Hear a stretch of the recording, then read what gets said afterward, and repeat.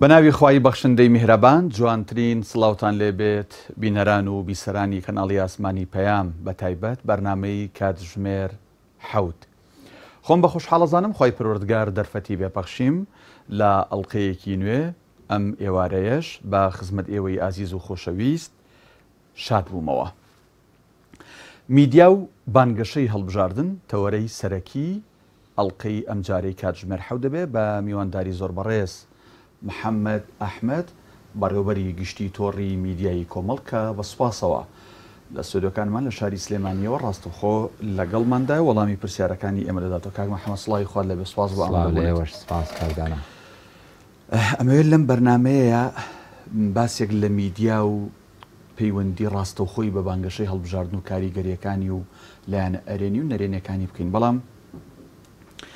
لەو پرسیارەوە دەستپێکەین بە شێوازێکی گشتی لای جەنابەت بە تێڕوانینی جەنابەت ڕۆڵی میدیا بە شێوازێکی گشتی چییە لە ئاڕاستەکردنی خەڵک بە شێوازێکی گشتیەویش؟ بەنای خی گەورە مهرەبان سپاس بۆ جەنابەت کاکدانا، سڵاو ڕێزم بۆ بینەران و بیسەرانیش هەیە. میدیا ڕۆڵ و کاریگەریەکی گرنگی هەیە لە ناو پرۆسی هەڵبژاردن و ئاراستەکردنی خەڵک بە شێوازێکی گشتی، جاچە بۆ پرۆسی هەڵبژاردن بێ یاخود پرۆسەکانی تری ژیان و بەڕێوەچوونی خەڵک بێ. بە تایبەت ئێمە کە باز لە پرۆسی هەڵبژاردنەکەین ڕۆڵی میدیا لەسەری کاریگەریەکی گەورەی هەیە بەپێی هەموو زانستەکان کە قسە لەسەر ئەوەکەن میدیا ئەتوانێت کاریگەری گەورە دروستکە لە ئاراستەی بیرکردنەوەی خەڵک، لە ئاراستەی هەنگاوەکانی خەڵک، لەوەی خەڵک کە چۆن ئەتوانێت بڕیار بدا لەسەر کامە دروستە و کامە نادروستە، کامە ئیجابیە و کامە سلبیە. میدیا ئەتوانێت وێنەیەکی جوان پێشکەشکات بە خەڵک و بە کۆمەڵگە و ئەتوانێت ڕووی ڕاستەقینەی بابەتەکان پێشکەشکات و ئەتوانێت بە جۆرێک لە جۆرەکان وێنەیەکی ناجوان یا با بڵێن موزەیەفی پێشکەشکا بە کۆمەڵگە. هەردوو ڕۆڵەکە ئەبینێت. جا ئەوەی کە ناوی میدیای بەرپرسیارە کە هەڵگری کۆمەڵێک خەسڵەت و بەها و مۆراڵە، بەردەوام ئیش لەسەر ئەوە کە بە استراتیجێکی ڕوون کە چۆن بتوانێت ڕاستەقینەکان بدا بە بیسەر و بە بینەرەکانی خۆی و چۆن بتوانێت ئەوەی کە حەقیقەتە، ئەوەی کە مۆراڵە، ئەوەی کە بەهایە، ئەوەی کە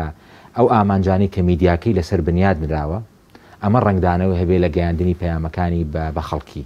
ئەوە میدیای بەرپرسیار ڕۆڵێکی گرنگی بینێ لەو ڕۆ. بەداخشەوە میدیای نابەرپرسیاریش کامە لە هەرێمی کوردستانیش و لە تەواوی دنیاشە ئەم جۆرە میدیایانەمان هەیە بە ئاستی جیاواز. طبعاً لە وڵاتانی پێشکەوتوو کە ئەوانەی یاساتیایە حکمێکی سەرەکی ئەکەن، ئەم جۆرە میدیا نابەرپرسیارانە بە ئەندازێکی زۆر باش کۆنتترۆل کراون. بەڵام لە وڵاتانێک کە ئێمە وەکو باقی سێکتەرەکانی تری ژیان کۆنتترۆل نەکراوە یا لەژێر چوارچێوەی یاسایانە، بە هەمان شێوە میدیاژ یەکێکە لەو سێکتەرانی کە لە کۆمەڵگەی ئێمەیە لە ناو فەزایشی کراوەیە بەبێ فلتەرکردن، بەبێ ئەوەی لە ناو چوارچێوەیەکی یاسایی بێ، بەبێ ئەوەی کە هەڵگری تەمان بەگشتی ناڵێن باسم لەو میدیانە بەرپرسانەیە مۆراڵ و بەهای خۆی بێ، هەوڵەدا ناشرینەکان جوان بکە لە نێو بەرچاوی خەڵکی، هەوڵەدا ناڕاستی بگەێنێ بە خەڵکی، هەوڵەدا ڕاستی بکا بە ناڕاستی و بە پێچەوانەکەشیەوە. هەردوو جۆر میدیاکەمان هەیە. ئێمە خۆمان وەکو میدیای کۆمەڵی دادگەری کوردستان و تۆڕی میدیایی کۆمەڵ بەتەکیت خاوەنی کۆمەڵێک بەها و مۆراڵی تایبەتی خۆمانین کە سەرچاوی گرتووە لە ئاینەکەمانەوە. ئێمە ئیسلام و ئاینی پیرۆزی ئیسلام فێری کردوین کە دەبێت ڕاست بین، ڕازگۆ بین، خاوەنی بەها بین، خاوەنی ڕەوشی جوان بین، خاوەنی ئەوەی کە لە جیهانی میدیا پێوترێ مۆراڵ ئێمە هەڵگری ئەمە بین. ئەمە دین، ئاین، ئیسلام پەروەردەکەمان فێری ئەمەی کردوین. بۆیە لە دوجارە ئەو ڕنگدانەوەی ئێمە کە جارێکتر ئەیدینەوە بە خەڵکی لەو چوارچێوە و استراتیجیایە کە ئێمە مەبەسمانە و ئامانجمانە و دینەکەمان و بەهاکەمان و پەروەردەکەمان ئەمەی فێر کردوین. ئیشمان لەسەر ئەم بابەتە کردووە. جا لە ناو پرۆسی هەڵبژاردن نابوو بە یاخود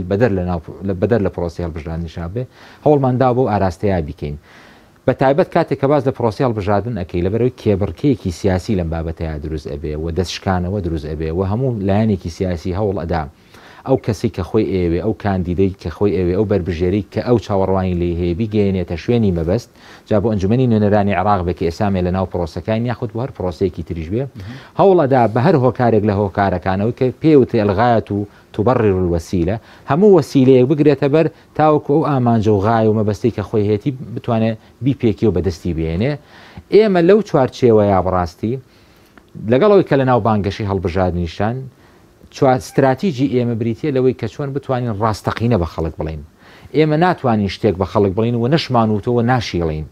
وەکوتم ئەمە بەها لە لای ئێمە ئەمە قیەمە لە لای ئێمە کە حقیقت نەبێت کە ناڕاستی بێت چونکە لە دوجارە ئێمە پێمان وایە پرۆسی هەڵبژاردن پرۆسەیەکە ئێمە تای تێپەڕین بابەتێکی سیاسیە بەڵام لە پاڵ بابەتە سیاسیەکە ئێمە کۆمەڵێک بابەتی پەروەردەیی کۆمەڵایەتی فەرهەنگیمان هەیە کە ئێمە جزئێکە لە استراتیژی ئێمە بۆ باشترکردن و تەندروستکردنی کۆمەلگاکەی خۆمان کاری لەسەرەکەین ئەگەر لە کاتی بانگەشەی هەڵبژاردنە ئێمە خەڵکەکەی خۆمان ئاراستەکەین بە ئاراستەیەکی نادروست بە تاکید ئەمە ڕنگدانەوەی سلبی ئەبێ لە دوجاریشا کە ئێمە ئەمانەیە ئەو خەسڵەت و بەها جوانانەی کە ئیسلام فێری کردوون و وابەستەی کۆمەڵگەی کوردەواری خۆمانە پێیان بگەێنین ئەمە جارێکی تر ئەم بارودۆخەمان لێ ئاڵۆزەکە و لێمان تێگا بۆیە ئێمە بە هەردوو ئاراستەکە چ لە بانگەشەی هەڵبژارد نابین چ بەدەر لە بانگەشەی هەڵبژارد نابین ئەو ستاندەرانە و ئەو بەهانە گۆڕانی کە لە لای ئێمە هەیە لای ئێمە نەگۆڕە و بە هیچ شێوەیەک ناتوانین لێلا بدەین باش ئەوەی کە ئەوترێ ینی جۆرێک لە میدیای کۆمەڵ بە تایبەت ینی لە ناو میدیای کۆمەڵە کەناڵی ئاسمانی پەیام یەکێکە لە زەخترین میدیاکانی و پڕبینەرترین با بڵین بینەری خۆی هەیە ئەوەی کە جۆرێک بە بانگەشەکە بە سۆفت بە نەرمی بەڕێوە ئەڕوا ئەوەی جۆرێک لە شکاندنی کەسایەتی تیانیە کە بە دەربێ لە بەهاکان لەو سەرچاوی گرتووە کە باست کرد بە بێگومان ئێمە ئەمانەیە بڵین ڕووی ڕاستەقینی خۆمان پیشان بدەین ئێمە نامانەوێت گەورەکردنی خۆمان لەسەر شانی خەڵک و شکاندنی خەڵکی تر بێت ئێمە بە کۆمەڵگە و بە خەڵک ئەڵێن کاکە ئێمە ئەمین ئێمە ئەمین کۆمەڵی دادگەری کوردستان بەخۆی بە ئاراستە سیاسەکەی بە نوێنەرەکانی بە سەرکردایەتەکەی بە ئەندام و کادر و لایەنگرەکانی ئێمە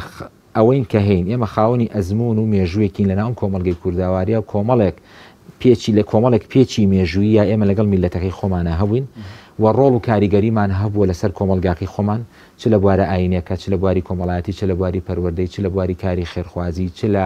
ئاراستەکردنی باش و ئیسلاحکردنی مجتەمع چ لە بارودۆخە سیاسیەکەشە کە ئێمە هێزێکی گرنگی کاریگەری سەرگۆڕەپانی هەرێمی کوردستان بووین جا لە حکوومەت بووبین یا لە پەرلەمانە بووبین خەڵکی ئێمەی بینیوە ئێمە بەبیری خەڵکی خەینەوە ئەڵین کاکە ئێمە ئەم هێزە بووین کە لە ڕابردوو هەین ئەمە ڕاستەقینەکەی ئێمەیە جا ئێوە خۆتان لە دوجارە بڕیار بدەن ئەگەر ئێمەتان پێ باشە بەم هەڵگر و خەسڵەتانی کە تیامانە هەیە ئەوە توانن لەگەڵمانە بن لەبەرەوە ئێمە ئاراستەی کارکردنی ئێمە ئاراستەی لەوە ئێمە خۆمان پیشانی خەڵگەدەین و خۆمان بەبیری خەڵگەێنینەوە نەک گەورە بوون و بوونی خۆمان لە شکاندنی خەڵکی ترا ببینینەوە ئەو لەشکرە میدیایی کە لە هەرێمی کوردستانی وەک جەنابەت ئاماژەت بۆ کە لە سەرەتایە دابەشت کرد بە میدیای بەرپرسیار و نابەرپرسیار زۆر جار لێرە و لەوێ ینی میدیاکانی ئەو لایەنانی کە نایاری سیاسی کۆمەڵی دادگەرین وەکوڵێ ئاها قاچۆقولی سەرکردە و کادر و کۆمەڵی دادگەریە گرن لە وێزگە جیاوازەکانە و ئەیانەوێ قسە و تەشیر بکەن ئەمە بۆچی ئەگەڕێتەوە ئەو میدیانە بۆ پەنا بۆ ئەوا بن بۆ کۆمەڵی دادگەری میدیاکەی پەنا بۆ ئەو نابا ئەم چی لە هەکبایە و پێشکەشیکە بە تاکید بەشی بابەتێکی گرنگی ئەم بابەتە بریتێ لەوەی کە کۆمەڵی دادگەری لە هەرێمی کوردستانە حیزبێکی سیاسی کاریگەرە لەسەر وەزعی سیاسی و خەڵک و جەماو لەناو هەرێمی کوردستانە ئەگەرنا هێزی تر زۆرە لە هەرێمی کوردستانە خێرە ئەو میدیانە بەرپرسارانی جەنابەت باست کرد دەست نابن بۆ ئەو هێزانە و یەکێک لەو هێزانەی کە بە ئامانجیان گرتو بریتە لە کۆمەڵی دادگەری ئامانجەکە ڕوونە لەبەرەوەی ترس هەیە لە کۆمەڵی دادگەری و کۆمەڵی دادگەری لەبەرەوەی خاوەنی مێژوویەکە وشتی جوانی تەقدیم کردووە و ئێستاش خاوەنی کۆمەڵێک ڕوئیا و پەیامی خۆیەتی ئەندازێکی زۆر باش لە خەڵک و جەماوەر پاڵپشتن بۆ ئەم حیزبە و لە انتخاباتەکانی ڕابردوو سەلمێنەری ئەوەیە کە جەماوەرێکی زۆر باش لەگەڵی بوون سەرڕای بوونی ئەو هەموو تەزویر و فرت و فێڵ و کڕینی زیممەی خەڵکەش لە هەمان کاتە کۆمەڵی دادگەری توانیوێتی بە هێزی جەماوەرەکەی خۆی قورسایی خۆی بسەلمێنە ناو گۆڕەپانی سیاسی هەرێمی کوردستانە بۆیە ئەم جۆرە میدیایانە ئەم حیزبە کە کۆمەڵی دادگەریە خەنە ناو زائیدەکەی خۆیانەوە ئامانجانە ئیستیهدافی بکەن و ئامانجانە سەر لە شەواندنێک بۆ خەڵک و دەندەری هەرێمی کوردستان دروست بکەن بە دروستکردنی کۆمەڵەیەک شتی فەیک کە کۆمەڵێک شتی ناڕاست و نادروست بەڵام لەگەڵ هەموو ئەم بارودۆخەش کە هەیە لەناو با بڵێن میدیانە بەرپرسەکان لە ناو هەرێمی کوردستانە ئێمە هەرگیز و هەرگیز ئەم بارودۆخە ئەم وەزعە ئەم بابەتە وای لە ئێمە نەکردو پەلکێش بین بۆ ناو وازهێنان وەک لە بیدایەتەوە باسم کرد لەو بەهاو قیەم و بابەتە گرنگانی کە ئێمە مەبەسمانە چونکە لە دوجارە ئێمە بۆ زیادکردنی کورسیەک یاخود کەمکردنی کورسیەک لە هەڵبژاردنەکە ئەو ئامانج و استراتیژە گرنگانی کە هەمانە بۆ کۆمەڵگە ناتوانین لیلابرین بۆیە بەشێکی زۆری ئەم میدیانە باگەر ناویان لێبین میدیای نابەرپرس میدیای سێبەر لە پشتی پەردەوە بە ماسکێکەوە بە ماسکێکی مزەیەفەوە هێرشەکان شتی درۆ دەلەسە شتی فەیک ئەدەن بەگوێی خەڵکە لە ڕێگەی سوسیال میدیاوە یا لە ڕێگەی هەر جۆرێک لە جۆرەکانی گەیاندن لە ناو میدیایە ئەیانەوێ ئەم جۆرە کاریگەریانە لەسەر دروستکەن بەڵام ئێمە پشتیوان بەخوای گەورە و بۆ متمانەیە کە بە خۆمان هەیە ئەم تەوازونەی خۆمان تێک نەداوە و هەوڵ ژەدین بە هیچ شێک ئەم تەوازونەی خۆمان تێک نەدەین و لە دوجارە وەگوتم ئێمە خۆمان نمایشەکەین بۆ کۆمەڵگا و بۆ دەنگدەرەکانی خۆمان ئەڵین ئێمە ئەم حیزبین ئێمەتان بینیوە و لە داهاتوو شاتمانەی ئەمانەتان بۆ بکەین ئەوەش هەڵوێستە سیاسیەکانمان ئەوەش ئەو هەنگاوانەی کە لە ناو کۆمەلگای ناومانن ئەوەش نوێنەرەکانمان چ ئەوانە کێسا لە حکوومەت لە ئەنجومەنی نوێنەران و لە پەرلەمانن چ ئەوانەی لە حکوومەت بوون چ ئەوانەی لە حکوومەتە خۆجیەکان نبوون چ ئەوانەی لە ناو ئەنجومەنی پارێزگاکان بوون خەڵکی ئێمە بینیوە بۆیە داوا ئەەکەین ئەم نمونە وێنەیە کە ئێمە بە خەڵکیمان بەخشیوە ئەوە سنگ بێ بۆ ئەوەی کە خەڵکی متمانە بە ئێمە بکەن. کاک محەممەد ئەگەر لە ڕووی میدیایەوە پرسیارە لە جەناب بکەم بینەر ئێوێ بابەتێکی کوالەتی بەرز ببینێ ئێوێ بەرنامە و فاسیل و بەرنمەیەکی وا ببینێ کە سێری شاشەکەکە بەڕی مۆت کۆنتڕۆلەکە نەیگۆڕە و لی بێتاقەت نەبێ تا چەند مادە بواری دارایی کە خۆ دەزانی کۆمەڵی دادگەری حیزبێک نییە نە کۆمپانیای هەبێ و نە بیرە نەوتی هەبێ و نە خەریکی قاچاقچێتی و تاڵانچێتی بە لەم کوردستانەیە تا چەند ئەگەر گلەیەگە بێت لەوەی کە میدیای کۆمەڵ بەگشتی بە ڕادیۆکانیەوە بە چوزانم سایت و پەیجەکانیەوە بە کەناڵی ئاسمانی پەیامیەوە ئەگەر لە ئاستی پێویستانە بێت تا چەند بواری مادی ڕێگر بۆ لەمە بە تاکید کاکدانە ئەو بارودۆخەمە دارایی کە لەبەردەستی ئێمە و میدیای ئێمە هەیە لە ناو کۆمەڵی دادگەری هەرگیز و هەرگیز بەراورد ناکرێت بەرامبەر ئەو پارێزە بەلاحی لەبەردەم کۆمەڵێک میدیایە هەیە کە بە پارە و بە قوتی ئەم میلەتە بە کۆڵێ بە نەوت و جەوتی بە هەموو سەروەتی ژێر زەوی و سەرزەوی ئەم وڵاتەوە بەشێکی زۆر باشی کراوەتە خزمەتی ئەو جۆرە میدیایانی کە ئێستا لە هەرێمی کوردستانە هەن کە هەمومان ئەزانین ڕوون و ئاشکرایە کە مۆڵکن لەسەر کۆمەڵە حیزب یاخۆ لەسەر کۆمەڵە شخص و خەڵک و کەسایەتی لە ناو هەرێمی کوردستانە هەرگیز و هەرگیز ئەمە بەراورد ناکرێت بەڵام لەگەڵ ئەوەشا لە بەرامبەر ئەو توانەدارایە مەحدودەی کە لەبەردەستی میدیای ئێمە هەیە لە ناو کۆمەڵی دادگەریە ئەتوانم لەم ئەندازەیەکی زۆر باش بە پشبەز بە بەو توانە لۆکاڵی کە خۆمان هەمانە بە دڵسۆزی خەڵکو و ئەو کادیرە ئیعلامیانی کە لەناو ئەم دەستگانی ئێمە کارەکەن ئەندازێکی زۆر باش توانیوان لەگەڵ ڕەوڕەوەی بەرەو پێشچوونی میدیا لە هەرێمی کوردستانە ئەگەر لە پێش نەبن لە دوانین هەنگاوی زۆر باشیان ناوە بگرە لە کۆمەڵی قۆناغی جاجیادا و لە کۆمەڵێک سێکتەری جاجیادا میدیای ئێمە زۆر لە پێش میدیای خەڵکی ترەوە هەیە خۆت ئەزانی لەشکرێک سایت و پەیجی سێبەر کە بە پارەی عیملاق دەعم ئەکرێن و تەغزی ئەکرێن لە وڵاتی ئێمەیە بۆ تەشویش و دروستکردنی حاڵەتی ناتەبیعی لە نێو کۆمەلگایە بۆ ناشرینکردنی لایەنە سیاسیەکان بۆ پیشاندانی وێنەیەکی ناڕاستی هەردوو حیزبی دەسەڵاتدار لە هەرێمی کوردستان و کەسایەتەکانی ناو حیزبە دەسەڵاتدارەکان لە هەرێمی کوردستانە لە پاڵ ئەوەشا خۆمان بارودۆخی دەسەڵات لە هەرێمی کوردستانە ئەبینین کە ئەم لەشکرە گەورە میدیاییە تەمەەن بە لێرە بابەتەکەمان تەنا باسی میدیایە ئەژینە لە پاڵ لەشکرە میدیایەکی کە هەیەە لەشکری زۆر گەورەی هێز و چەک و پارە ئیش ئەکەن چونکە ئەمە منزومەیەکی متەکامی لە کاکدانا بەیەکەوە بە تەنیا میدیا ناتوانێت ڕۆڵەکە ببینێ بە تەنیا میدیا ناتوانێت بەرپرسیارەتی بانگەشی هەڵبژاردن بگرێتە بەر بەڵکو ئەوەی کە میدیا ئەتوانێت ڕۆڵی تابینێ بەشێکی بانگەشەی هەڵبژاردنە بەشێک لە ئاراستەکردنی خەڵکە جا بۆ دەنگدان بێ یا بۆ غەیری دەنگدان بێ بەڵکو لە پاڵ ئەمە کۆمەڵێ فاکتی تر هەن کە کاریگەری گەورەیان هەیە لەسەرەوەی کە چۆن بتوانن ئاراستەی کۆمەلگە و ئاراستەی بیرکردنەوەی خەڵک بگۆڕن لە شوێنێکەوە بۆ شوێنێکی تر بۆیە بە بەراورد بەوانە بەڕاستی من ئەتوانم بڵێم ئەندازێکی زۆر باش میدیا لای ئێمە هەنگا و خوتواتی باشی ناوە کاک محەممەد کۆمەڵی دادگەری لە ساڵانی ڕابردووە پارتێکی چەکدار بووە دەست و پەنجەی لەگەڵ چەک و ئەوەی پێوترێ ڕەبایەوەها ئەم بابەتانە نەرم بووە دوای ئەوەی گۆڕانکاری بەسەرا دێت و ئەم پارتە چەک دائەنێ ئێستا پارتێکی سیاسی لە گۆڕەپانی سیاسیە خەباتەکە تا چەند سەرکردایەتی ئەم حیزبەکە خۆت ئەندامی سەرکردایەتیت تا چەند ئەنجومەنی باڵاکەی سەرۆکەکەی بە فعلی هەموو غەمی میدیا ئەخوا و ئەوەی کە جاران ئەگەر بۆ مەکتەبی عسکەری سەرف کرابێ یا گرنگی یەکەمی پێدرابێ ئێستا کۆمەڵ درکی بۆ کردووە کە ئیعلام زمانی جستەی حیزبەکەیەتی و تاقە و توانای مادی و معنەوی بۆ ئاراستە بکە بە ئەکیدی کاکدانە تا ئەندازێکی زۆر باش با بڵێن تەوەجوه و بیرکردنەوەی هەم سەرکردایەتی هەم جەنابی مامۆسا علی باپیر وەکو سەرۆکی ئەم حیزبە و سەرکردایەتی بە شێوازێکی گشتی تێڕوانین و تێفکرینیان بۆ میدیا ئەندازێکی زۆر باش توانم بڵێم بەشێکی زۆر باشی ئەو بودجە و میزانیە کەمەش ئەندازێک کەمیش بێ لە بەردەستی کۆمەڵی دادگەریا هەیە ئەندازێکی زۆر باشی بۆ میدیا سەرفەکرێ بە خۆشحاڵیەوە توانم ئەوە بڵێم کاکدانە ئێمە حیزبێکین لە سەرەتای دروستبوونمانەوە هەتا ئێستا چونکە تۆ باسی چەکداریت کرد حیزبێکی مەرینین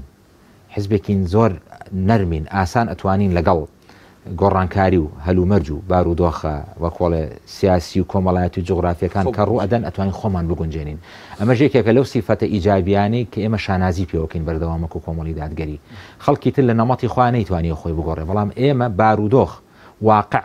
بەسمێت لەگەڵ پاراستن و دەستگرتن بە مەبادی و نەگۆڕەکانی خۆمانەوە بەڵام ئەوەی کە پێی دەوترێ مامەڵەکردن لەگەڵ واقع و بەکارهێنانی فەن و فنونی حاڵەتی طبیعی بۆ ژیان و بۆ ئاراستەکردن ئێمە زۆر بە باشی توانیمانە دەست و پەنجەی لەگەڵانە بکەین بەڵێ چەکدار بووین دوای قۆناغێک هاتوتە پێشەوە ئێمە لە پاڵ چەکداریشە هەر لە بواری میدیا و ڕێکخراوەکانی کۆمەڵگەی مەدەنی هەبووین بەڵام کاتێک کە زیاتر تەرکیزمان کردوتە سەری لەناو پرۆسەی سیاسیا ئێمە حیزبێکی زۆر عملی و فعلی بووین و بەشداریمان کردووە لە یەکەم پرۆسەی هەڵبژاردن لە هەرێمی کوردستان کە ساڵی 92 ڕوویدا ئەنجام درراوە لە هەرێمی کوردستانە ئەم حیزبەی ئێمە و بە هەموو هەڵگرەکانی خۆیەوە لە پێش خۆیەوە بەشداری ئەم پرۆسەیە بووە لە 2005 بە دواشەوە کە دووەم هەڵبژاردن لە وڵاتی ئێمە ئەنجام درراوە کۆمەڵی دادگەری بە فعلی توانیوەتی دەست و پەنجەی لەگەڵ خۆیان نەمە خاڵی بەهێزی کۆمەڵە ئاوا ئەم نەرمونیانی خۆ گونجانەی لەگەڵ ژینگەی دەوروبەرایان ئەمە خاڵی لاوازە نا بە ئەکیدی ئەمە خاڵێکی بەهێزە چونکە ئێمە وەگوتم لەگەڵ پاراستن و دەستگرتن بە نەگۆڕەکانی خۆمانەوە کە سەرچاوی گرتووە لە شریعەتی ئیسلام و کار دینی پیرۆزی ئیسلامەوە و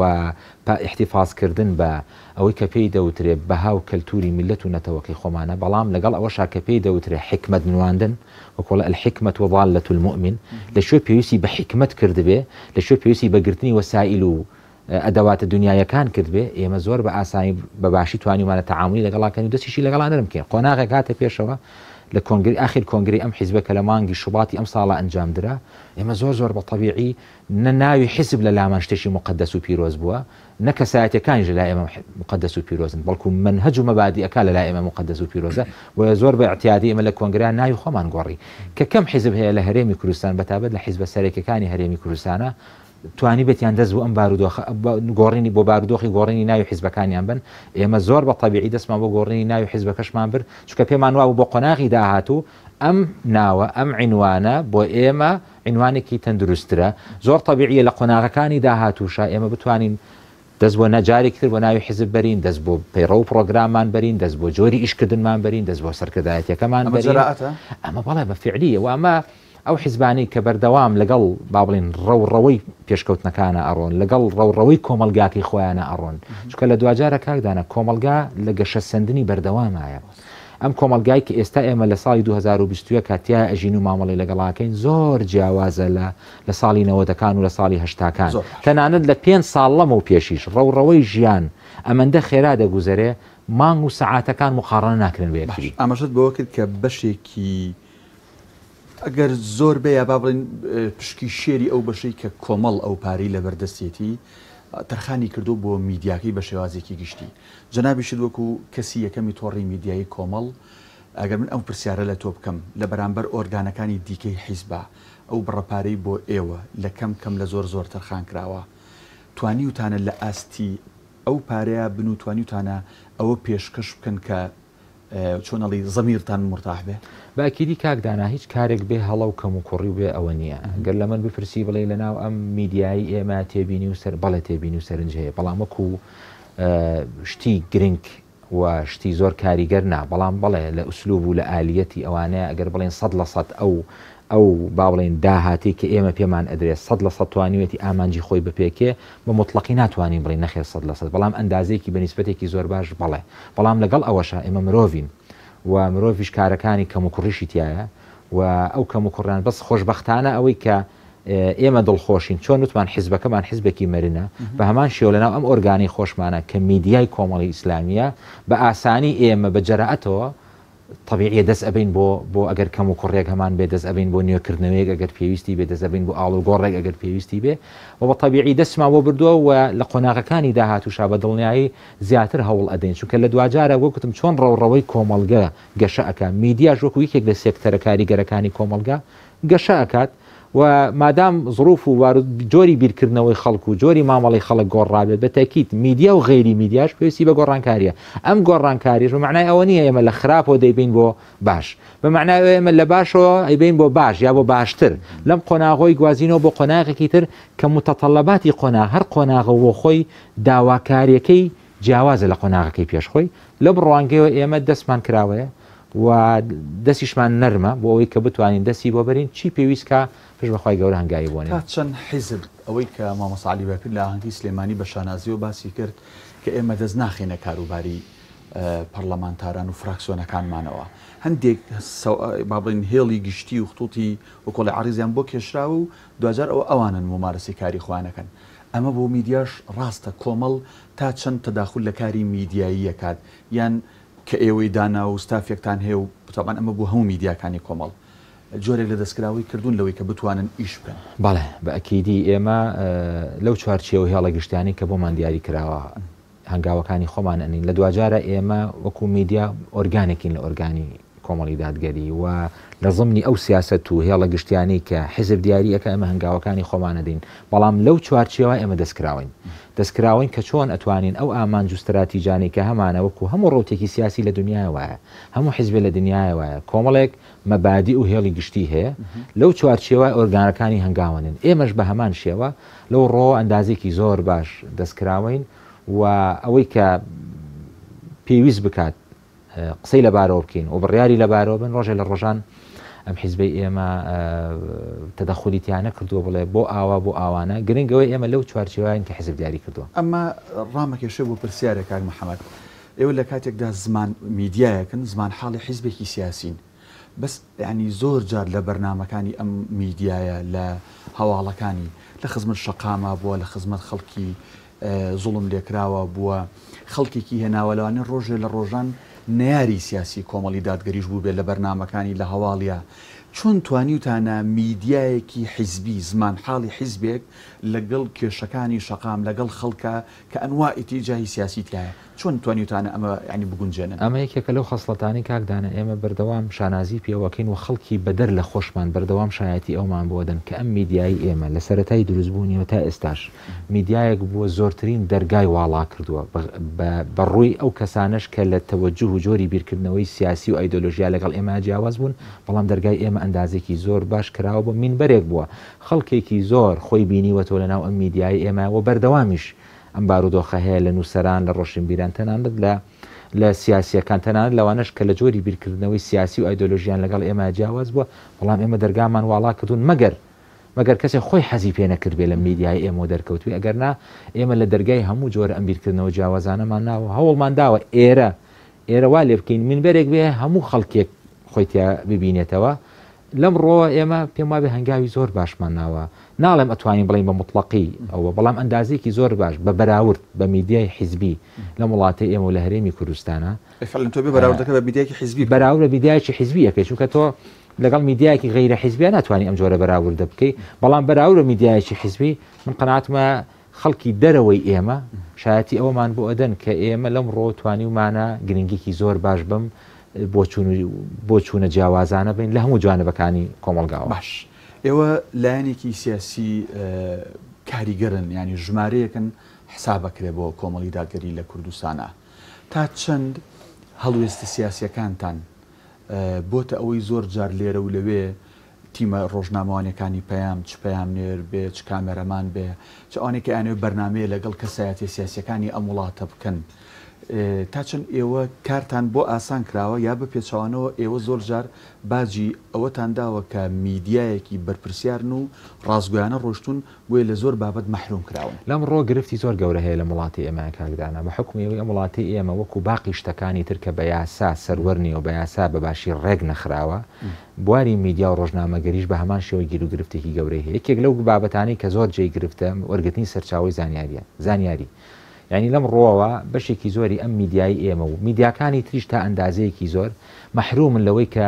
بێبەشن لە سەرچاوی زانیاری بێبەشن لە پێدانی زانیاری لەلایەن جا دەستگا فەرمیەکانی ئەم وڵاتەوە بووبێ یا لە غیری دەستگای فەرمی لە وڵاتەوە بووێ بۆیە لەم ڕۆ ئێمە گرفتی گەورەمان بۆ دروست بووە یعنی زۆر کات ئەبینیت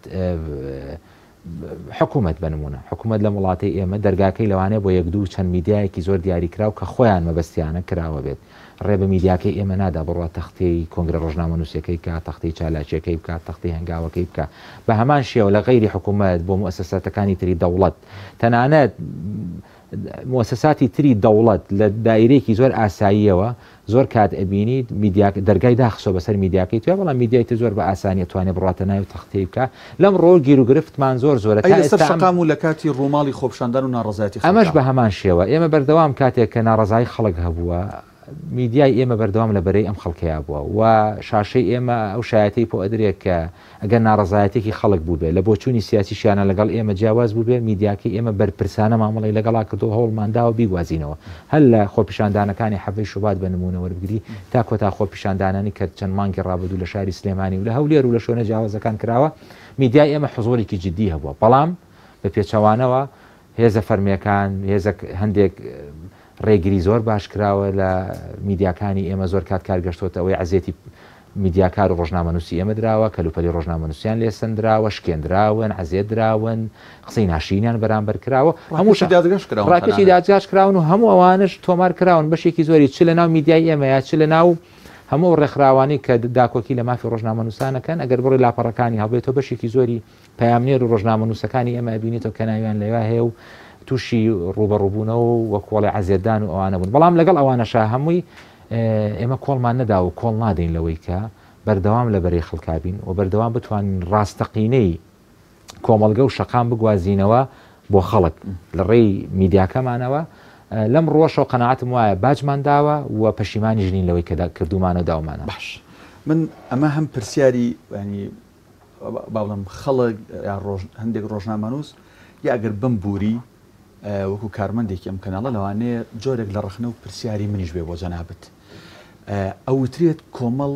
بە شێوازێکی گشتی دەست و پەنجەی نەرم نییە لەگەڵ سوۆسیال میدیا ینی لێرە و لەوێ ئەو حزوورە پێویستی کە ئێمە تەنانەت تەمەنەمە ڕێژەیە نەک ئەوەی بڵم مطلقاً وایە لە قیادەکانمانەوە بگرە لە سەرکردایەتەکانەوە بگرە لە میدیای فەرمی و نافەرمیمانەوە بگرە ئەگەر کاڵم نافەرمی ئەگەر هەبێ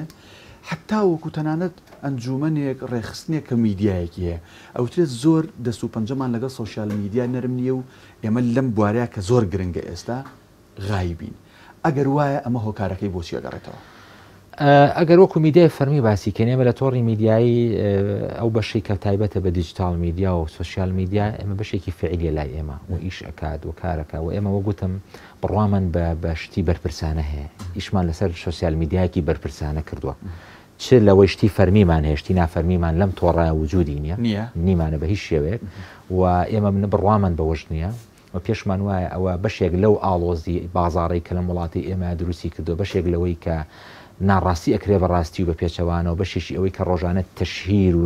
ناوزڕاندن بەرامبەر بە خەڵک و کەسایەتی و حیزم لە وڵاتی ئێماگرێ ئەو میدیا نابەرپرسانەیە و بەشی زۆریشی لە ڕێی سوۆسیال میدیاوە ئەنجام ئەدرێت لە هەرێمی کوردستانە بۆیە من ئێمە وەکو تۆڕی میدیایی هیچ میدیایەکی هیچ با بڵێن سوۆسیال میدیایەکی ناڕسمیمان نییە ئەوەی کە هەمانە ئەعلەنیە و دیارە و بەناوی خۆمانەوە هەیە لەم ڕۆوە هەنگاوی باشمان ناوە بەڵام وەکو خەڵکی ئێمە لەجێ تۆمۆحتانایە ئەگەر بڵێ لەجێ تۆمۆحمانە ئەندازێکی باش بەڵام پێویستی لەوە چێ وەکو هەموو سێکتەرەکانی تر پێویستی بەوە بێت کە ئێمە زیاتر فعلی و ئەکتیڤیکەین بەڵام تەفاعلی خەڵکی ئێمە لەگەڵ دیجیتال میدیا و سوۆسیال میدیا بەگشتی ئەگەر بڵێم تا ئەندازەیەکی زۆر لەوانەیە جێ تۆمۆحی من نەبێت تەفاعلی خەڵک چونکە لەم ڕۆوە ئێمە پێویستمان بەوەیە خۆتە زانی کاکدانە ئێستا دنیای دیجیتال میدیایە ئەوەی لە پیجێکەوە بە پۆستێک تۆ لە ماڵەکەی خۆت لە شوێنەکەی خۆت کلیکێکەکەیت و لە ماوەیەکی زۆر کورتە ئەتوانی بگەێنی بە هەموو دنیا زۆر بە ناڕەحەتی لەسەر شاشەوە تۆ توانی عەرزیکەی چونکە دوو پرۆسی زۆر لە یەکتر جیان و ئەوەشی کە لە شاشە عەرزەکە شتێکی بەرپرسانەیە ئاسان نیە تۆ هەموو شتێک لێ بەڵام ئەوی لە سوسیال میدیاوە هەم تەکنیکەکەی ئاسانترە هەم هەندێک جاری شتی نابەرپرسانەشی تێ ئەکەوێت وە زووتریش ئەگاو بڵاو ئەبێتەوە بۆیە دنیای ئەوەیە پێویستمان بۆیە تەرکیز لەسەر ئەوە بکەین و بە تایبەتی لە ناو شەریحەی گەنج و لای وڵاتی ئێمەیە ئەوەندەی متابعن بۆ مەسلەی سوسیال میدیا ئەندازێکی زۆر کەم متابعین بۆ شاشەکان لەبەرەوە شاشە ناڵێم خەڵکێکی دیاریکراو متابعن بۆ شاشەکان بەڵام ئەندازێکی زۆر باش متابعن بۆ سوسیال میدیا و ئاراستە و ڕەوڕەوەی پەرسەندنی کۆمەڵگە لە دنیا بە تەواوەتی و لە هەرێمی کوردستانیشمان بەو ئاراستەیە کە بەرەوچیە ڕوا بەرەو تەرکیزکردنە بۆیە لەم ڕۆوە ئێمە خۆمان وەکو میدیای فەرمی کۆمەڵی دادگەری پێویستمان بۆیە زیاتر وەکو ئەڵێ ئەم لایەنە ئەکتیڤکەین بەهێزیکەین و خەڵکی ئێمەش بە هەمان شێوە زۆر واعیانە وشارانەتر تەعامل لەگەڵ ئەم بابەتەیە بکەن تەفاعولی زیاتری لەگەڵا بکەن تەفاعل چۆنە بێت تۆ جاری وایە بە لایکێک بە کۆمنتێک بە شەیرێک ئەتوانی بابەتێکی زۆر گرنگ ڤیددیویەکی زۆر گرنگ گرتەیەکی زۆر گرنگ بە لایکەکەی تۆ بیگەێنی بە 5,000 هاوڕێی خۆت کە هەیە بە شەیرەکەی تۆ بیگەێنی بە 5,000 هاوڕێیا بە دەیان هزار کەس کە تۆ لە پەیجەکەی خۆتا هەتا کە هاوڕێکەکەی تو ئەمەی نەبینیوە تۆ توانی بە کلیکێکی زۆر بەسیت بە لایکێکی زۆر بەسیت ئەم پەیامە زۆر بە ئاسانی بگەێنی بۆیە خەڵکی ئێمە لەو ڕۆوە بەڵێ بە فعلی پێویستی بەوەیە وشیارانەتر تەعامل لەگەڵ مەسەلەی دیجیتال میدیا زانیانی تۆ تیمە ڕۆژنامەوانەکانی ئێمە تا راپۆرتێک بەرهەمێنن چەنە کات و ماندووبوون و پاریتیاس بە دنیا پرۆسەیە ڕات بەڵێ بەرنمەیەک تایەتە بەرهەم و پەخشەکرێ تا چەند گرفتی بۆ دروستێ بەڵام ئەگەر بێت و ئەمە زۆرترین بینەر و بیسەر لە سوسیال میدیا نەیبینێ ئەوەی لە شاشەکەی تێ ئەپەڕێ و ئەڕاو خەڵک نایبینێ ینی بۆیە من کاک محەممەد تا چەند میدیای کۆمەڵ ئاسایشی کۆمەڵایەتی و خێزانی لەبەر چاوگرتو بۆ نمونە کەناڵی ئاسمانی پەیام کەناڵی بانگواز تەلەڤیزیۆنی کۆمەڵ ڕادیۆکانی کۆمەڵ پەیج و میدیا فەرمیەکانی کە کۆمەڵ سەپۆرتیانەکان لە دیجیتال میدیا تا چەند ئاسانە کوڕ و کچی من و تۆ خوشک و کەسوکاری من و تۆ سیر و بینەری ئەم میدیایە بن ترسمان لەوە نییە کە خوا نەخواز زەرەر بگەێنێ بە ئاسایشی کۆمەڵاتی خێزانەکە یەکێک لەو استراتیژانی کە ئێمە دامان ڕشتۆوەکو تۆڕی میدیایی کۆمەڵ وە خۆمان کاکدانەبریتێ لەوەی کە ئێمە چۆن ئەتوانین کاریگەریەکی ئیجابی دروستکەین لە پەروەردە و پێگەیاندنی کۆمەڵگەی خۆمانە بە هەموو وەکۆڵێت جی لە جیاوازەکانیەوە ئەمە استراتیژە لای ئێمە وەگوتە میدیایەکی ئامانجدارین ئیش لەسەر ئەوە ئەکەین تەنانەت بوارە سیاسەکەش ئامانجمالێتی کە سیاسەتێکی دروستی ڕەوانی دوور لە درۆ و تەشهیر و هەڵخەڵەتاندنی خەڵکی هەتا ئاگاتە بواری پەروەردەی هەتا ئاگاتە بواری کۆمەڵاتی بۆیە ئێمە لەم ڕۆوە ئەوەی کە ممکن بوو بێ هەوڵماندا و بەرپرسانە تەعاملکەین ئەمەش ئەرکی ئێمەی قورس کردووە چونکە کاتێک کە تۆ هەوڵ ئەدەی کە ئاسایشی کۆمەڵاتی بپارێزی هەوڵ ئەدەی هەموو ماڵێک کە ئەم شاشەی تۆی کردەوە کاتێک کە ماڵ و مناڵ و خێزان دائنیشن بە دیار ئەم شاشەیەوە ئەم خێزانە هیچ ترسێکی نەبێ کاتێ سێری شاشەکەی تۆکە لە هەر ساتێ لە ساتەکانە لە قتەیەک شتێک بێتە سەر شاشەکە کە لە ڕووی کۆمەڵاتیەوە ناپەسەند بێ هیچ ترسێکی نەبێ ئەمە ئەرکێکی قورسە ئەرکێکی ئاسان نییە چونکە تۆ ئەبێ بێیت شاشەیەکی پاک و بابەتێکی پاک و دوور لە هەموو ئەوەی کە پێوترێ شتی ناپەسەند تەقدیم ئەەکەی ئەمە بە کۆمەڵێک فلتەراتی زۆر و بە کۆمەڵێک سەرچاوی زۆر احتیمادی بکەیتە سەر ئەرکوماندووبوونێکی زۆریشی لە ڕێکلامێکیشەوە ئێمە ئێستا بەدەیان ڕێکلام لەم کۆمەلگای ئێمە و لە کەناڵەکانی ڕاگەاندنەوە دابەزی و خۆ بۆ ئێمەش دێ دایبەزێنین بەڵام ئێمە نەماتوانانی و دایبەزین و داشی نابەزین بۆ لەبەرەوەی جاری وایە لە ڕێکلامێکە پێمان وایە ئەمە پەیامێکی تایە کە بۆ باری بۆ بارودۆخی کۆمەڵایەتی کۆمەلگاکە ئێمە خراپە دەکاتێکە لە ڕووی مادی و لە ڕووی مادیەوە میسفادی زۆری ژەکەین بۆیە ئێمە لە ڕووی مادیەوە تۆ باسی ڕێکلامت کرد زەرری زۆرمان هەیە مانگانە کە ئێمە ڕێکلامێکی زۆر دانابەزێنین ئەو ڕێکلامانەی کە دێ بۆ ئێمە دەبێت بەپی سیاست و استراتیژەکەی ئێمە بێ وەجاری وای ئەوانش فلتەرەکەین ینی زۆر کات کۆمپانیەکانی بۆ هەری ڕێکلام گلەی لە ئێمە کەڵن کاکە ئەو ڕێکلامە ئێوە داتان بەزان وڵای ئەوەی ئێمە نەبوو هەر نایناسینەوە بۆ لەبەرەوەی وامان فلتەر کردو ئەنەمان کەڵتیا دروست کردو فەقیرە نایناسێتەوە بۆ جاری وای لەبەر شتێکی زۆر بەسیط ئامانجەکەمان لێرە ئەوە چی ئامانجەکەمان لێ ئێمە میدیایەکی خاوەن قیەمین عکسەکەی ئێوە هەیە کاک محەممەد لەم کۆمەڵگەی کوردی ئێمەیە میدیایە کە ئیش لەسەر تێکدانی بەها و ئاکار و ئەخلاقە بەرزەکانی گەنج و کچ و کوڕی ئێمە بکات بەداخەوە زۆر لەشکرێکی یەکجار گەورەی میدیا لە هەرێمی کوردستانە کاکدانە ئێستا ئیش ئەکەن بە ئاراستەی ئەوەی کە چۆن بتوانن هەموو ئەوانەی کە پێی ئەوترێ ئاسایشی کۆمەڵایەتی پێوترێ بەهای کۆمەلگا پێی ئەوترێ هێڵە سوورەکان بیبەزێنن بە پارەیەکی عیملاقی گەورە بۆ لەژێر کۆمەڵێک ناونیشانە بە ناوی بەرنامەی تەرفیهی بە ناوی مۆدل بە ناوی ڕیکلام بە ناوی چی بەڵام لە دوجارە هەمومان ئەزانین بارودۆخی کۆمەلگای ئێمێسا دەرفەت نێواسی لێ بکەین لە ڕووی کۆمەڵایەتی و پەروەردەی ئەو جیلانێکی ئێستا دێن لە بارودۆخێکی چۆنان هەموو ئەو دیاردە ناپەسەندانی کە لە کۆمەلگەی ئێمان بەداخەوە ڕێژەکانیان بەردەوام لە هەڵکشانە و سێری دادگاکان و پۆلیسەکان کە ڕۆژانە بەدەیان کەیز ڕۆ ئەکاتە ئەوێ کە سەرچاوەکەی کاتێک تحقیقی لەکەی بەشێکی زۆری کاریگەری ئەم میدیا نابەرپرسانە بووە کە ئاسایشی کۆمەڵاتی وڵاتیان سۆتە خەتەرەوە ئێوە زۆر قورس بووە لەبەرەوەی ئێوە تەنها لە بواری سیاسیایش ناکەن تەنانەت ئەو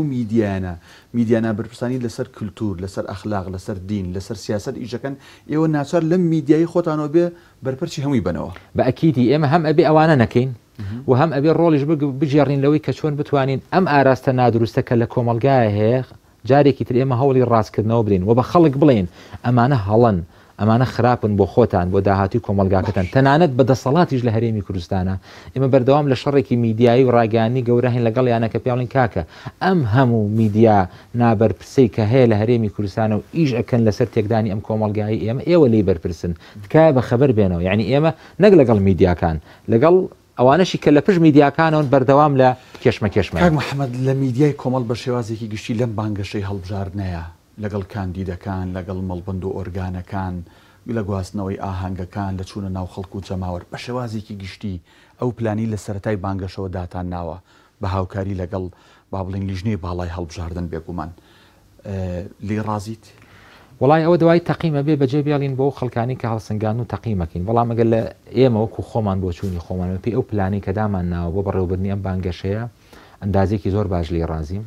و ئەوەی کە پلانمان بۆ داناوە ئەگەر بە ڕێژەی سەدی وەربگری ئەتوانم بڵێم لە 190 جێبەجێمان کردووە لە 190 زیاتریشی ئەو پلانی کە هەمان بۆ بە بانگەشە جێبەجێمان کردووە و دوایش تەقیم ئەمێنێتەوە سەرەوەی کە چۆن تەقیم ئەکرێت بەڵام لە دوجارە وەگوتم میدیا لە ناو پرۆسی هەڵبژاردنە لە ناو بانگەشەیە جانبێکی گرنگە بەڵام هەموو پرۆسەکەش لەسەر شانی میدیا نییە بەڵکو میدیا جزئێکی هەڵەگرێ باقەکەی لەسەر کۆمەڵێک سێکتەری ترن کە لە کاتی بانگەشە ئەوی کە پێوتە فەنی ئینتیخابی و هەڵبژاردن و پەیوەندیکردن بە خەڵکەوە و دەرگا بە دەرگا و هەموو ئەوانەی کە لە دوای ئەمانەوە دێ بەشێکی لەوێ بەشێکشی لەسەر میدیایە بەڵام ئێمە وەکو میدیا هەوڵماندا بانگەشەیەکی هاوسەنگ پشبەز بە مۆراڵی خۆمان بەبێ تەشهیر و ناوزڕاندن بەبێ درۆ و فەیک بکەین ئەنجامی بدەین بە هادیئی و ئیشی ئێمە لەسەر شکاندنی خەڵک نەبێ بەڵکو ئێمە تەنها خۆمان تەقدیمەکەین خۆمان پێشکەشەکەین بە خەڵک و جەماوەڕەڵین ئێمە ئەوەین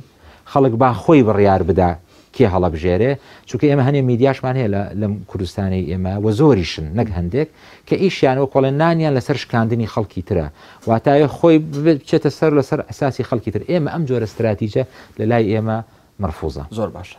لە کۆتایی بەرنامە نزیک بوومەوە دوو پرزێ جێ لە میدیا حەزەکەم باسی بکەم بە حکمیوی جەنابەت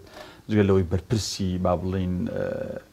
دەستگایەکی میدیای ئەم حیزبیت ئەندامی سەرکردایەتیشی و لەگەڵ سیاسەتیشا دەست و پەنجەت نەرمە تا چەند ئەوەی کە ئێستا هەیە لە شەقامە بایکۆت و بەشداری و بەشداری نەکردن و خەڵکی خەمسار دەدە سەڵات زوڵمی لێ کردووە لایەنەکانی تریش سزادا بە کورتی لەسەرەوە تۆڵیشی طبعاً پرۆسی هەڵبژاردن پرۆسەیەکی وەکۆڵە سیاسی مەدەنی زۆر گرنگە و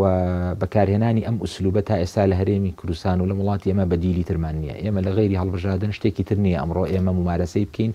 بۆ ئەوەی بەشداری سیاسی پێ بکەین بۆ ئەوەی دەستا و دەستی دەسەڵاتی پێ بکەین بۆی دەنگی خۆمان بگەێنین بە مەحفەل و بە شوێنە جیاوازەکان یا لانی کەم جێپەنجەی خۆمان بۆ بیرکردنەوە سیاسەتی خۆمانە بیگەێنین بۆیە ئەمە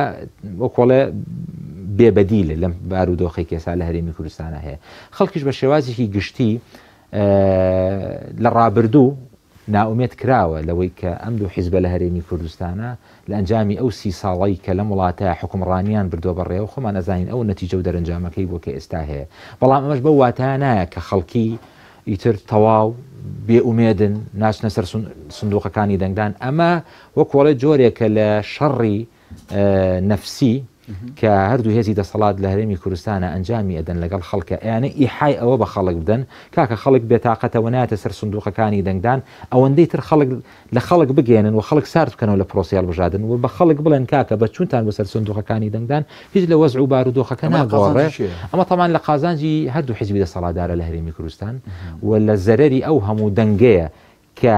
پێی وایە دەبێت چاکسازی لە وڵاتە بکرێت کە دەبێت دادگەری لە وڵاتی ئێمە هەبێ کە ئەم بارودۆخە بگۆڕین هەر کەسێک ئێوێ ئەم وەزع و بارودۆخە بگۆڕێ بەدیل بۆی تەنها هەڵبژاردنەوە چوونە سەر سندوقەکانی دەنگدان و من لەو ڕۆژە کاکدانە قەناعەتم وایە ئەندازێکی زۆر باش خەڵک قەناعەتی بەوە هەیە کە لە ڕۆژی دەنگدانە خۆی بەدەستی خۆی بڕە ئەم واقع و بارودۆخە بگۆڕێ زۆر باشە ئەگەر پرسێکی تر بکەم وەک پێم وتی کۆتایی هاتووە تەقریباً بەرنامەکەم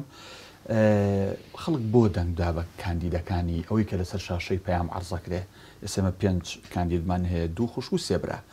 بۆچی دەنگیان ینی چیان کردو ئەمانە من بە نمونەگە جەنابەت وەرگرم جەنابەت لە کابینی پێشووتری حکوومەتی هەرێم بەرپرسی با بڵێن دەستگای مین بوویت بە پلەی وەزیر ینی ئێوە چیتان کردووە بە چی خۆتانەوە تۆ چ ژینگە چ وەزیری کوشتتوکڵ چ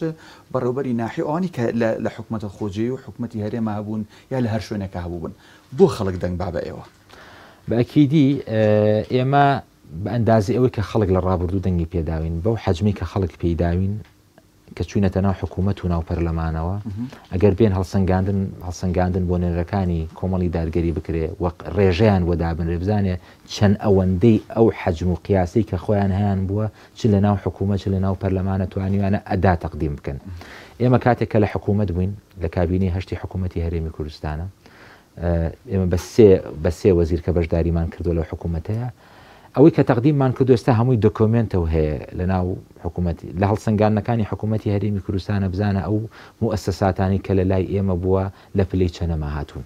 ئەگەر لە پلەکانی یەک تا پێنج بەشێکی یەک دوو لەو موسسانی ئێمە ئەتوانی ببینیتەوە لە ناو 25-27 موسسە و وەزارەت و دەستە کە لە ناو هەرێمی کوردستانە هەبووە لە بواری گەندەڵی با دەستەی چاودێری هەڵسەندان و تەقیم بدا بە خەڵکی بزانە ئەو موسساتانی کە ئێمەی لێبووین لە ڕووی گەندەڵی بە فیڕۆدانی پارۆ چەند بووە لە گەڕاندنەوەی سەرفیات و پارەی زیادە من بەش بە حاڵی خۆم لەو موسسەی کە لی بووم کە دەستگای گشتی کاروباری مین بووە لە ساڵێکە زیاتر لە 3 ملیار دیناری عێراقیم گەڕانەوەتەوە بۆ خەزینەی گشتی لە ئەنجامی کۆمەڵک حرەکە لە ڕابردووە هەمووی بە زیادە و بە زیادە مەسرفی ئەنجام درراوە لەو پارەی کە لەبەر دەستی ئێمەیا بووە سپاس بەخوای گەورەکە ئێمە لە دواتریش کشاینەتەوە لە حکوومەت و دواتیش حیزبێکی ئۆپۆزیسیۆن بووین ئەگەر یەک تاقەوەرەکە تاقەوەرەخە 1 دینار ئێمە بە زایعمان داوێ و بە هەدەرماندا و بێسا زۆر بە ئاسانی تەپڵیان بۆ ئەو خەڵکە لیا بوو و ئێمە لەو ڕۆژەوە بێمنەتی خۆمان نەک لە لای من لە لای کاک عەبدولساریش لە لای کاک عەبدوڕەحمانیش لە لای ئەوانەی تریش کە لە پێش ئێمە وەزیر بوون و لە حکوومەتا بوون بێمنەتی خۆمان پیشاندا وتمانە کاکەوە ئێمە لە حکوومەت بووین فەرموو دوای ئێمە ئەگەر بە هەدەردان بە فیڕۆدان گەندەڵی دزی هەرچیەک هەبووە فەرموو بیخەنە ڕوو پاشان کاکدانە ئێمە کە لەوێ بوون ئەو موسساتانی ئێمەی لێبوون موسساتی خەڵک بووە مؤسساتی خەڵک بۆ بەمعنای کەلیمە دەرگا کراوە لەسەر خەڵک بە ئاسانی توانێتی دەنگی خۆی بگەێنێ پەیامی خۆی بگەێنێ ناڕەزایەتەکانی خۆی و ئەوەشی کە ممکن بوو بێ لە دەسەڵاتە بوو بێ و توانرا بێ بکرێ بۆیان ئەنجام بدراوە بە شاهیدی خەڵک بۆیە لەو ڕۆ خەڵکی ئێمە چ لە ناو حکوومەت بووبین چ لە پەرلەمان بووبین سەربەرزە کاتێک ئێستا کاندیدەکانی کۆمەڵی دادگەری ئەڕۆنە ناو خەڵکەوە ئێمە ئێستا هەندێکیمان هەبووە 2 خولە لە پەرلەمانی عێراق بووە لە پەرلەمانی کوردستان بووە وەزیر بووە لە کابینەی ڕابردوو ئێساش پەرلەمانتارە کە عەبدولسەر کاتێک گەچنە ناو خەڵکەوە بزانە ئیقبال و بەدەمەوە چوونی خەڵک بۆ ئەم نوێنەرانی ئێمە چۆنە هەوو دوو خوشکە بە ڕێزەی ترمان کە لە ڕابردووە لە کاری حیزبی و بانگەواز و ڕێکخراوەی ئەوانە هەبوون کاتێک گەچنە ناو خەڵکە بزانە بەدەمەوە چوونی خەڵک چییە ئەمە گەورەترین بەڵگەیە لەسەر ئەوەی کە ئەم نوێنەرانی ئێمە لە ڕابردوو